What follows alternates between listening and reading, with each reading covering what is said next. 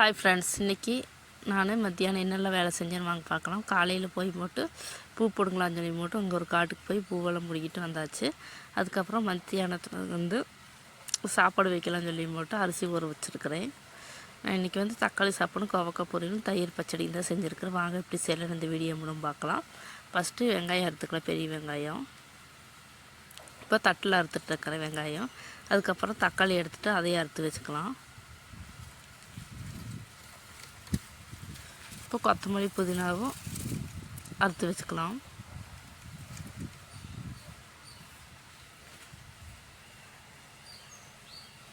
இப்போ இதெல்லாம் ரெடி பண்ணியாச்சு. அதுக்கப்புறம் குக்கர் அடுப்பில் வச்சுக்கலாம். இப்போ குக்கர் காஞ்சோடனே ஆயில் ஊற்றிக்கலாம். இப்போ ஆயில் ஊற்றியாச்சு. இப்போ பிரியாணியோட ஸ்பைசஸ் எல்லாம் போட்டுக்கலாம். பெரிய வெங்காயம் போட்டுக்கலாம். பெரிய வெங்காயம் நல்லா வணங்கினதுக்கப்புறம் 2 பச்சை மிளகா போட்டு அதையும் நல்லா வணக்கிட்டு அதுக்கப்புறம் தக்காளி சேர்த்துக்கலாம். தக்காளி சேர்த்து நல்லா வணக்கிக்கலாம். கொஞ்சம் புதினாவும் கொத்தமல்லி சேர்த்துக்கலாம். அதுக்கப்புறம் கோவக்காய் அறுத்து வச்சுருக்கேன். அதுக்கு மஞ்சப்பொடி, மிளகாப்பொடி, உப்பு போட்டு பரட்டி வச்சுக்கலாம். இதெல்லாம் பரட்டி வச்சாச்சு. அதுக்குள்ளே பிரியாணிக்கு தக்காளி சாப்பாட்டுக்கு வந்து மட்டும் உப்பு சேர்த்துக்கிறேன். அதுக்கப்புறம் மஞ்சள் பொடி சேர்த்துக்கிறேன். அதுக்கப்புறம் மல்லிப்பொடி கொஞ்சம், பின்ன மிளகாப்பொடி கொஞ்சம் சேர்த்துக்கிறேன்.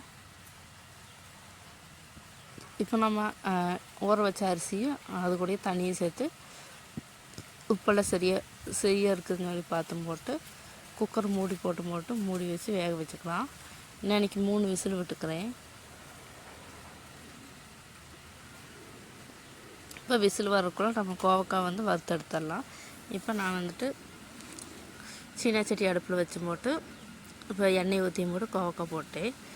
இப்போ கோவக்காய் ஒரு ட்ரிப் வறுத்து எடுத்தாச்சு. அதுக்கப்புறம் தயிர் பச்சடி செய்யணும்னு சொல்லி பெரிய வெங்காயம் கட் பண்ணிகிட்ருக்கிறேன். இப்போ பெரிய வெங்காயம்லாம் கட் பண்ணி முடிஞ்சுது. உப்பு சேர்த்து போட்டு தயிர் ஊற்றிக்கலாம். கலக்கியாச்சு தயிர்.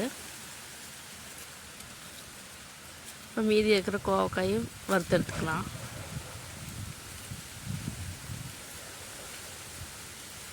இதை கடைசியாக இருந்தது அதையும் போட்டு வறுத்து எடுத்து வச்சுக்கலாம். இப்போ அதெல்லாம் ரெடி ஆகிடுச்சு. இப்போ குக்கர் திறந்து பார்த்துக்கலாம். மேலே கொஞ்சம் கொத்தமல்லியும் புதினாவும் தூவிட்டு இறக்கி விட்டுக்கலாம். இப்போ சோறெல்லாம் ஒட்டாமல் உதிரியாக வந்துருக்குது தக்காளி சோறு.